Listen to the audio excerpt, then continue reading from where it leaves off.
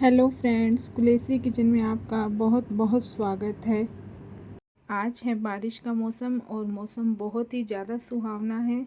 सुबह से बारिश हो रही है और आज बच्चों ने भी फरमाइश की है कि आज उनका मन तो टेस्टी खाने का, तो मैंने उनके लिए आज घर पर ही बनाए हैं छोले भटूरे। और आप देख सकते हैं कि कितने फूले फूले भटूरे बने हैं। और इस भटूरे के साथ मैंने बनाई है छोले की सब्जी, जो कि खाने में बहुत ही टेस्टी बनी है।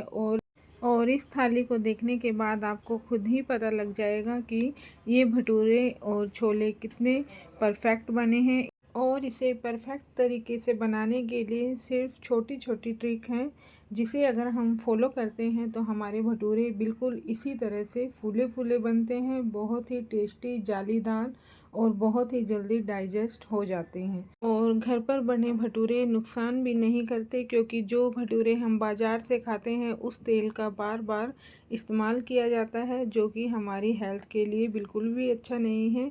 तो इसके लिए अगर कभी भी हमारा मन हो तो इसी ट्रिक से आप घर पर आराम से बैठकर छोले भटूरे बना और खा सकते हैं। तो चलिए देखते हैं। इसके लिए मैंने यहाँ पर रात को 1 किलो काबुली चने भिगो दिए थे और ये चने अब सुबह अच्छे से फूल गए हैं। उबालते वक्त इसमें 2 बड़ी इलायची, 1 तेज पत्ता, 2 इंच दालचीनी का टुकड़ा, 4 लौंग और 1 छोटा सा टुकड़ा चक्रफूल का लिया है। साथ ही 1 टीस्पून इसमें मैंने रिफाइंड ऑयल डाला है और टेस्ट के अकॉर्डिंग नमक डालकर मैंने इसमें पानी ऐड कर दिया है। पानी की क्वांटिटी बहुत ज़्यादा नहीं रखनी है। अब मैं इसमें 2 से 3 विसल लगवा दूंगी, जिससे कि हमारे छोले अच्छी तरह से उबल जाएंगे। तो चलिए स्टार्ट करते हैं। यहाँ पर मैंने भटूरे बनाने के लिए 2 पैकेट मैदा लिया था, जिसमें से मैंने 750 ग्राम मैदे का इस्तेमाल किया है और लगभग 200 ग्राम मैदा मैंने इसमें से बचा लिया है, क्योंकि मुझे बहुत ज़्यादा भटूरे नहीं बनाने हैं इसीलिए। और इसे अच्छे से छान लिया है। अब मैं इसमें 2 टेबलस्पून सूजी डालूंगी, लगभग 50 ग्राम के करीब है। 1 टीस्पून मैंने इसमें खांड का इस्तेमाल किया है। 1.5 टीस्पून मैंने इसमें नमक डाला है। नमक बहुत ज़्यादा मत डालिएगा। साथ ही 1 टीस्पून बेकिंग सोडा और 1 टीस्पून बेकिंग पाउडर मैंने इसमें इस्तेमाल किया है। अब हम इसमें 1 कप फ्रेश दही का इस्तेमाल करेंगे, जो कि लगभग 5 से 6 टेबलस्पून है। और साथ ही इसमें 2 टेबलस्पून रिफाइंड ऑयल का इस्तेमाल किया है। आप चाहें तो देसी घी का भी इस्तेमाल कर सकते हैं। और ये सारी चीज़ें डालने के बाद अब मैं इसे हाथ से अच्छी तरह से मसल कर मिक्स कर लूँगी, क्योंकि हमने इसमें दही का यूज़ किया है, तो इससे कोई लम्स ना पड़े। तो हम रिफाइंड और दही सभी चीज़ों को अच्छी तरह से पहले हाथ से मिक्स कर लेंगे और फिर थोड़ा थोड़ा पानी ऐड करते जाएंगे और आटे को खूब अच्छे से गूँथ लेंगे। इसका डो हमें ना तो ज़्यादा सॉफ्ट लगाना है और ना ही ज़्यादा टाइट लगाना है। मीडियम सॉफ्ट डो ही लगाकर तैयार करना है। और इस आटे को हम जितना अच्छे से लोच देंगे, अच्छे से गूँथेंगे, उतना ज़्यादा ये अच्छे से इसके भटूरे बनकर तैयार हो जाएंगे। तो ये देखिए, आप देख सकते हैं इस तरह से मैंने आटे को गूँथ लिया है। और इस तरह अच्छी तरह गूँथते हुए अब मैं इसे पटक पटक कर 2-4 बार इसी तरह से आटे को अच्छी तरह लोच दे दूँगी। और जितना हो सके इस आटे को बीच में से खींच कर अच्छी तरह से इसमें लोच दीजिएगा। हमारा डो बनकर तैयार है। तो अब मैं इसमें थोड़ा सा रिफाइंड ऑयल लगाकर इसे अच्छे से लोच दूंगी। और ये देखिए, 2-4 बार इसको इसी तरह पटक पटक कर अच्छी तरह लोच देंगे। जितना ज़्यादा हम इसे गूँथेंगे भटूरे उतने ही सॉफ्ट बनेंगे, जालीदार बनेंगे। ये देखिए, इस तरह से हमने इस आटे को अच्छी तरह गूँथ कर तैयार कर लिया है। और इसका डो बनाकर अब हम इसे 2 घंटे के लिए रेस्ट पर रख देंगे ढककर। और 2 से 3 घंटे में ये आटा अच्छी तरह से भटूरे बनाने के लिए रेडी हो जाएगा और बहुत ही सॉफ्ट और फूले फूले भटूरे बनेंगे। तो यहाँ पर अब सब्जी बनाने के लिए मैंने 1 लहसुन लिया था पूरा, उसकी कलियाँ मैंने छील ली हैं। और 8 से 10 हरी मिर्ची और 2 इंच अदरक का टुकड़ा, 4 से 5 मीडियम साइज़ के प्याज, यहाँ पर मैंने छोटी प्याज ली थी।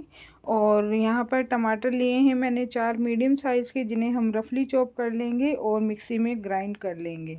आप देख सकते हैं छोले भी अच्छी तरह से बॉईल हो चुके हैं।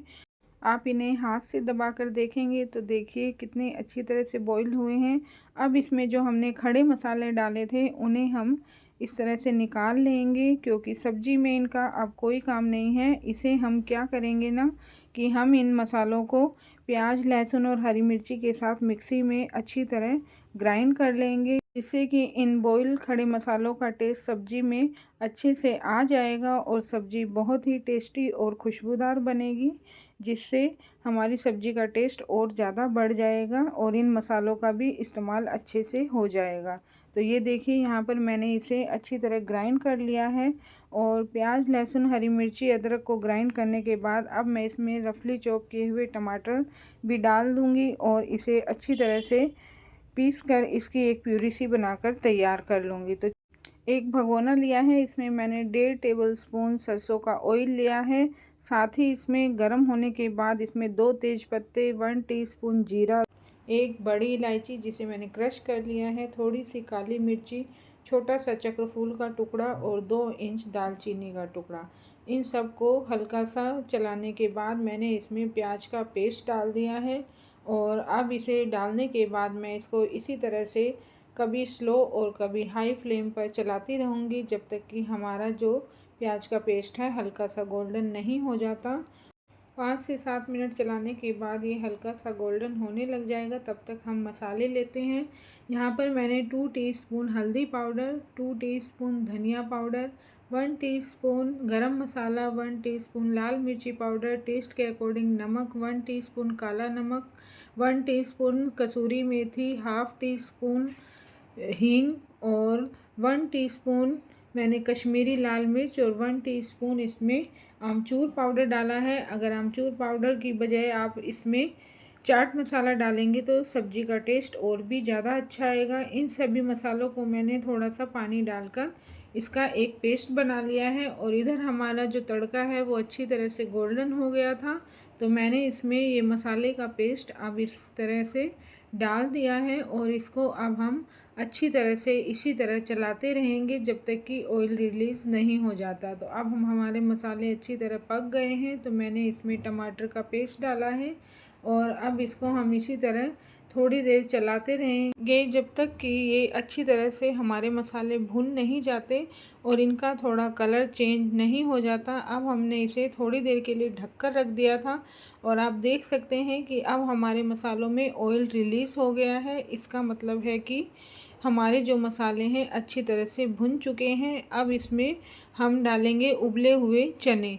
तो मैंने इसका पानी अलग नहीं किया था, मैंने क्योंकि इसमें कम पानी रखा था तो चने के साथ ही मैंने इसमें ये पानी भी ऐड कर दिया है और इसके अलावा भी अभी हम इसमें थोड़ा सा पानी और ऐड करेंगे, क्योंकि थोड़ा सा ग्रेवी को पकाने के लिए इसमें हमें पानी अलग से डालना पड़ेगा। और अब इस तरह से इसको चलाते हुए और तेज़ फ्लेम पर मैं इसको 2-4 बार इसी तरह चलाऊँगी और अब इसे ढककर आधे पौने घंटे के लिए रख देंगे।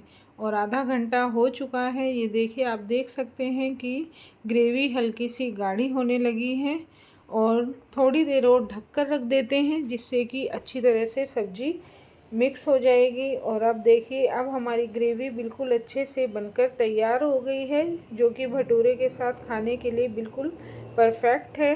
अब इसमें एक चीज़ की कमी है जो कि इस छोले की सब्ज़ी का टेस्ट और ज़्यादा बढ़ा देगी। छोले जब तक तीखे ना हो तो इसका कोई मज़ा नहीं होता। तो यहाँ पर मैंने कुछ साबुत हरी मिर्ची ली है, ये मिर्ची बहुत तीखी है और बस अब हम इसे डालकर ढककर रख देंगे और गैस की फ्लेम को बंद कर देंगे। थोड़ी देर के बाद ये मिर्ची भाप में ही पक जाएगी और बहुत ही खाने में टेस्टी लगेगी। यहाँ पर मैंने ऑयल गरम होने के लिए रख दिया है और ये देखिए हमारा जो भटूरे का आटा है वो इस तरह से कुछ पतला सा लग रहा है, लेकिन इसमें आपको घबराने की ज़रूरत नहीं है।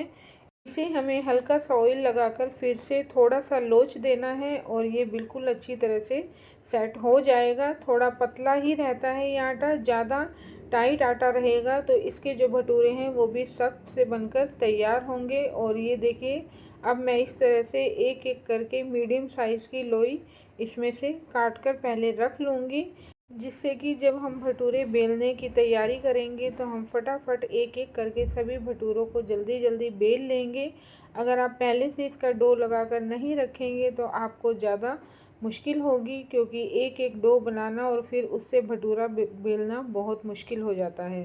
तो ये देखिए, इस तरह से मैंने यहाँ पर हाथ में करते हुए इसे 8-10 लोई बनाकर तैयार कर ली हैं और इन्हें कपड़े से ढक दिया है। अब यहाँ पर मैं अपने हाथों में रिफ़ाइंड ऑयल लगाकर डो तैयार करूँगी, जिससे कि ये हमारे हाथ में चिपकेगा नहीं और मैं इसे सेल्फ पर बेलूँगी। वैसे तो मैं रोटी, पराठा या पूरी जो है चकले बेलन पर ही बेलती हूँ, लेकिन भटूरा उस पर बेलना ठीक नहीं है, तो इसीलिए मैंने इसे इस तरह से बेल लिया है। इसकी शेप थोड़ी टेढ़ी मेढ़ी है, ज़्यादा अच्छी नहीं है, लेकिन जब ये फूल कर रेडी होगा तो आप देखना कि ये कितने अच्छे से भटूरा बनकर तैयार होगा। और भटूरा तलते वक्त ये ध्यान रखें कि तेल बिल्कुल हाई फ्लेम पर बिल्कुल उबलता हुआ एकदम गर्म होना चाहिए, तभी भटूरा अच्छे से फूलता है। अगर तेल ठीक से गर्म नहीं होगा तो इसमें फूलने का कोई चांस नहीं है। तो मैंने यहाँ पर भटूरे को डाल दिया है और इसे चारों तरफ से ऊपर से दबाते हुए हल्के हल्के हाथ से दबाना है। और ये देखिए, हमारा जो भटूरा है कितने अच्छे से डालते के साथ ही फूल गया है और बहुत ही सुंदर इसका टेक्सचर आया है। तो आप देख सकते हैं कितने अच्छे से बना है। अगर आप इसी तरह सारी ट्रिक फॉलो करेंगे तो आपके भटूरे भी इसी तरह फूले फूले बनेंगे और खाने में जालीदार बहुत ही टेस्टी बनकर तैयार होंगे। तो ये देखिए, आप देख सकते हैं चारों तरफ से अच्छे से फूल गया है, कहीं से भी कुछ भी वो नहीं है, क्रिस्पी भी है और फूला भी है। तो इस तरह से मैं एक एक करके सभी भटूरों को तल लूँगी और अच्छी तरह से इनको फुला लिया है, क्योंकि जब तक भटूरा फूलता नहीं तो इसका कोई टेस्ट भी नहीं आता।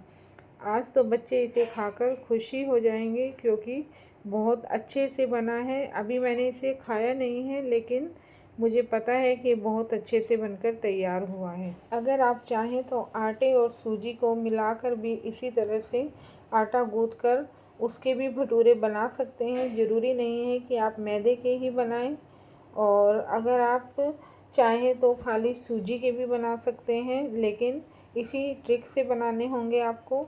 और ये देखिए, यहाँ पर मैंने एक थाली में अब भटूरे और छोले परोस दिए हैं। साथ ही मैंने सिरके वाली प्याज भी इसके साथ रखी है और थोड़ा सा पनीर क्रश करके डाल दिया है छोले में, जिससे कि इसका टेस्ट और दुगना हो जाएगा।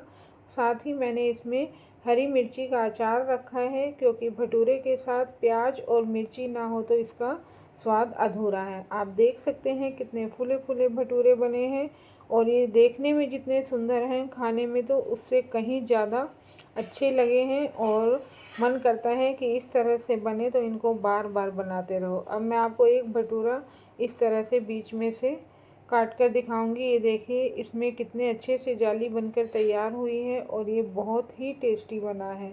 बच्चों का तो खाकर इसे मन ही नहीं भरा और ये बहुत ही स्वादिष्ट बना है। आप एक बार ज़रूर इसी तरह से सारी ट्रिक फॉलो करते हुए भटूरे बनाइएगा, तो आप देखेंगे कि आपके भटूरे भी इसी तरह बाज़ार की तरह फूले फूले बने हैं और बहुत ही टेस्टी बने हैं।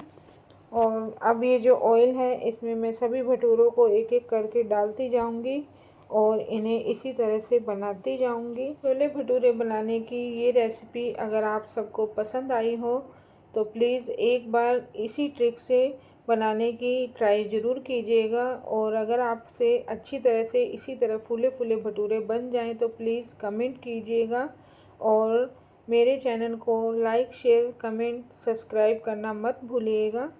Thank you.